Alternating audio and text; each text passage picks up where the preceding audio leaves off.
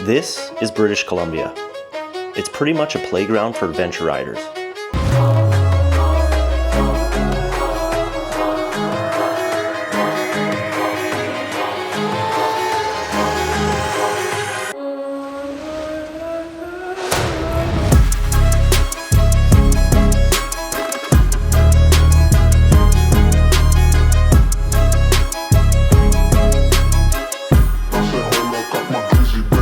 What's going on, guys? If you're new here, I'm James, and I'm just your average weekend warrior that loves exploring British Columbia.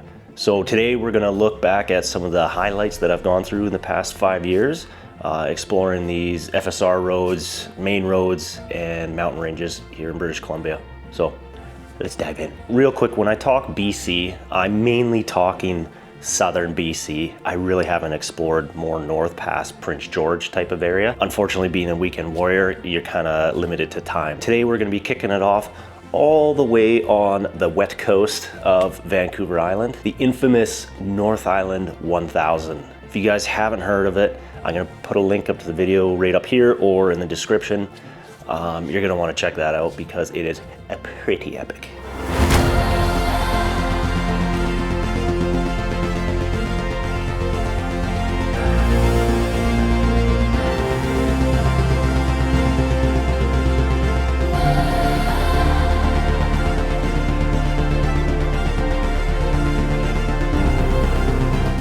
So you probably already guessed it by the name. It starts in North Vancouver Island, and it's doing a roughly about 1,000-kilometer loop. And out of all the trips in the past 5 years, this one is still #1 on my list. Riding along the coast, alongside the ocean, it's gonna blow your mind. The trees here too, they're huge, they're massive. The route itself isn't overly technical, it's more about scenic and exploring. So if this is on your bucket list, or even if you haven't even heard of it yet, you're gonna wanna check it out. It's pretty cool. Now, if you guys are curious more about the southern part of Vancouver Island, go check out John at Ragged Roads Moto. It is day 18 of 28 of riding my motorcycle every single day in February, presented by Flying Eyes. I cannot believe it. We only have 10 days left. So he's riding out of Port Renfrew and he's exploring the area out there. So go check out his YouTube or his Instagram. He's got some pretty cool shots of that, so. Now, if you guys are on the North Vancouver Island and you're in Port Hardy and you got time to do it, strongly suggest taking the ferry from Port Hardy all the way to Bella Coola. It's about a 10-hour ferry, a little bit pricey, but apparently it's pretty worth it. You go through the channel, through the islands, it'll be pretty cool. I didn't get the chance to do that, but I have been to Bella Coola.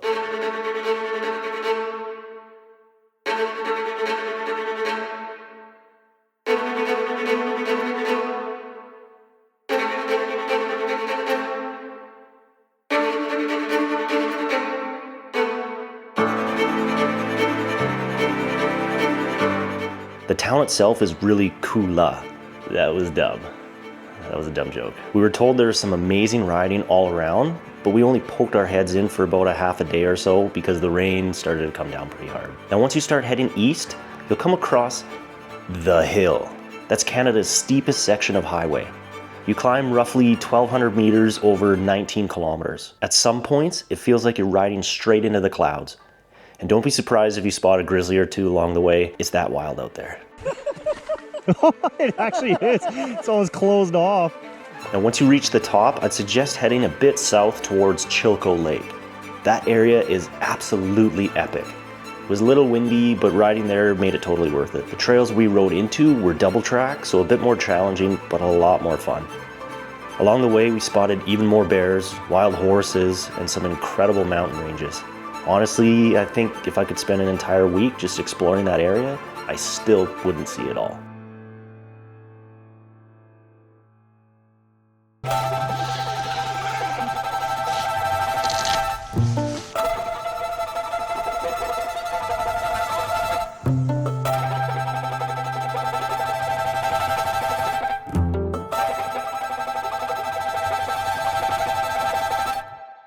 Now, heading even more east into the Caribou Mountains, you're gonna come across a cool little town called Barkerville. It used to be a gold rush town back in the day. Since then, they've turned it into a living museum. It's a really cool tourist attraction. Unfortunately for us, When we rode through, there had been a big fire in the area, so everything was shut down. Now heading further south towards Avola is another amazing area. There's some great rivers to check out, and we actually stumbled across some of the most beautiful mountain ranges I had ever seen.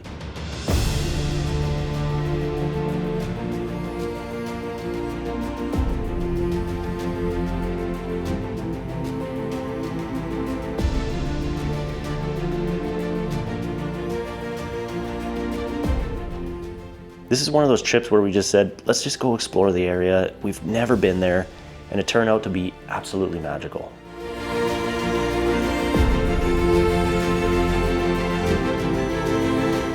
Now heading down towards the Okanagan, where I live, this area is a mecca for exploring, trails, and incredible scenery. There are way too many places to mention in a short video, so I'm just going to show you some of the clips of my highlights.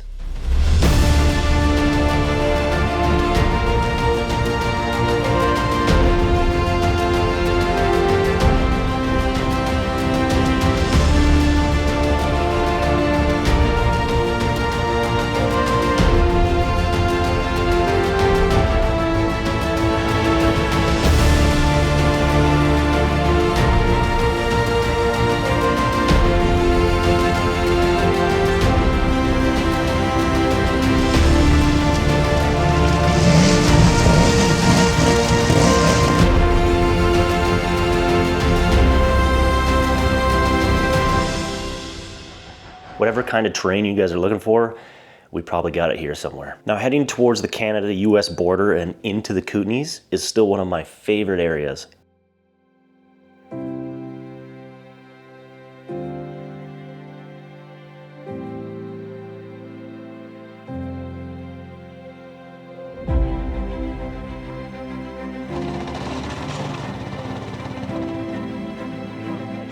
Now, if you get a chance, hop onto the KVR, a decommissioned railway system that lets people walk, bike, and ride in a lot of the sections.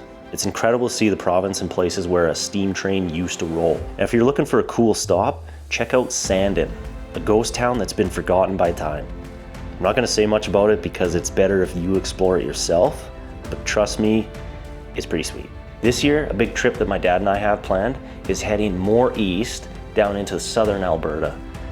We've told there's some great riding out there and some great scenery, so I am looking forward to it. So once again, these are some of the areas that I've explored over the past 5 years. I'm missing a lot. BC has so much to offer, it's insane. And like I said, I haven't even touched actual northern BC. So I'm hoping this video will spark some ideas for you guys if you're looking to explore out in this area, or even if you're just trying to get through the winter and get by on watching some adventure riding videos. So if you guys like the video, leave a thumbs up. I'll see you on the next one.